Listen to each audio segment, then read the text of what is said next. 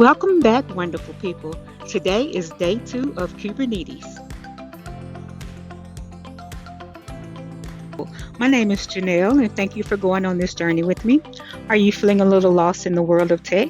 Cloud computing giving you the blues? Programming languages are all Greek to you? Artificial intelligence making you question your own intelligence? Well, you've made it to the right place. Welcome to 6 weeks later, but together we will master information, one focus sprint at a time. If you're over 40 and ready to understand the digital world, you're in the right place. And as always, don't forget to like, share, and subscribe. Today will be our introduction to Kubernetes.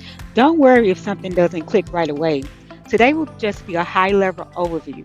We'll go over the concepts presented here several times in detail throughout this sprint. And we'll go over the homework for day 2, and there'll be a walkthrough of day 1 homework. Remember our Docker container from yesterday?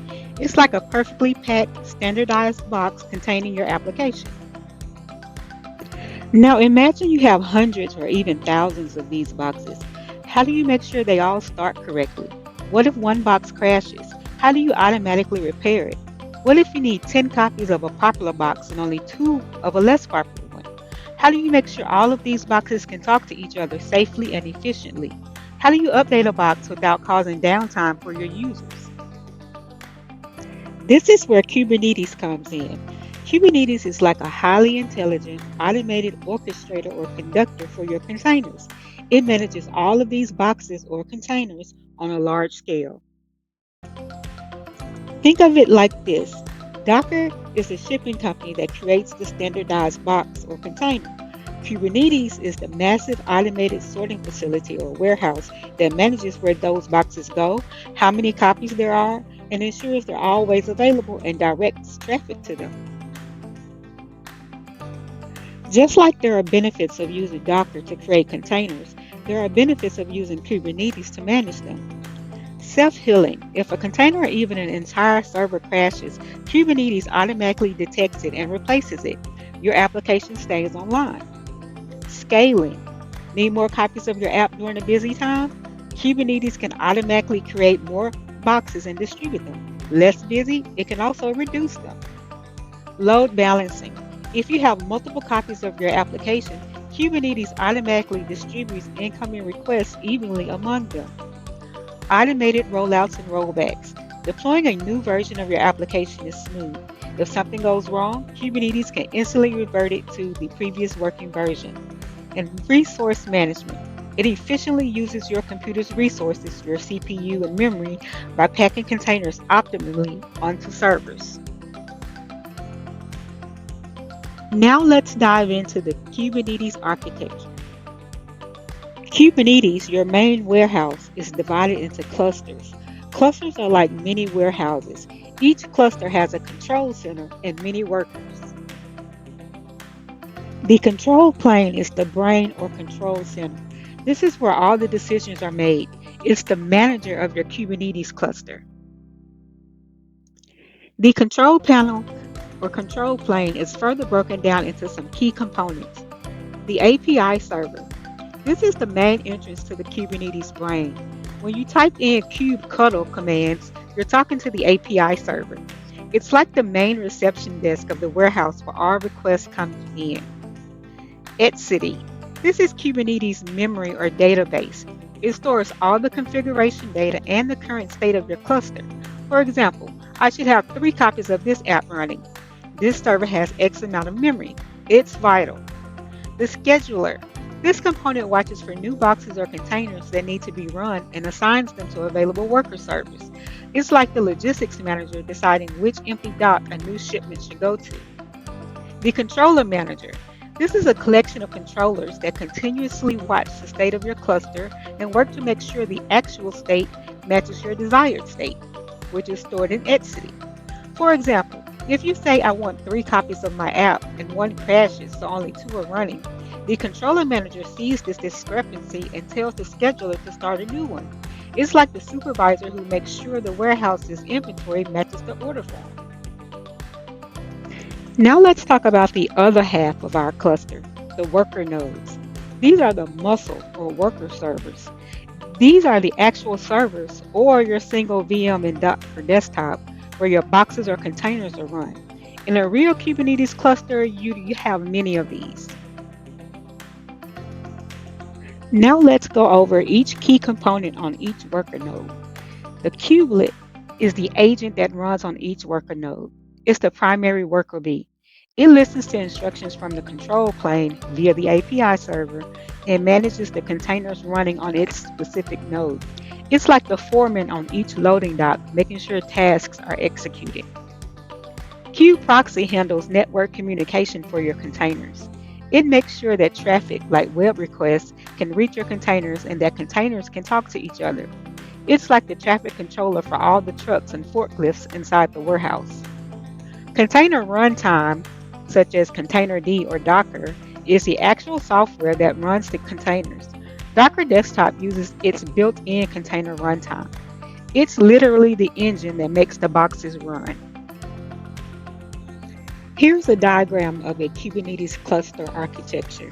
You'll notice the kubelet, controller manager, and scheduler all feed information into the API server. The API server then stores that information in etcd and sends it out into the world through the cloud controller. Also notice the pods, which we'll talk about later. Let's talk about Kubernetes objects. These are the instructions you give to the warehouse. When you tell Kubernetes what you want, you don't just say, run my application. You describe your desired state using special instructions called Kubernetes objects. We define these objects and describe our desired state in YAML files. These are human-readable text files. The smallest deployable units in Kubernetes are called pods. Think of a pod as a tightly wrapped single package that contains one or more Docker containers. However, most of the time a pod will contain just one of your application's Docker containers. So why wrap it in a pod? This wrapper serves several purposes. Network identity. The pod gets its own IP address. All containers in the same pod share that IP and can talk to each other easily on a local host. Storage. The pod can define shared storage volumes that the containers inside can all use. Management. Kubernetes schedules, monitors, and replaces pods, not raw containers. This makes it easier to handle restarts, scaling, and health checks. If a pod crashes, Kubernetes replaces the entire pod and thus its containers. Pods are ephemeral, meaning they are temporary and can disappear. Instead of creating pods directly, you use a deployment.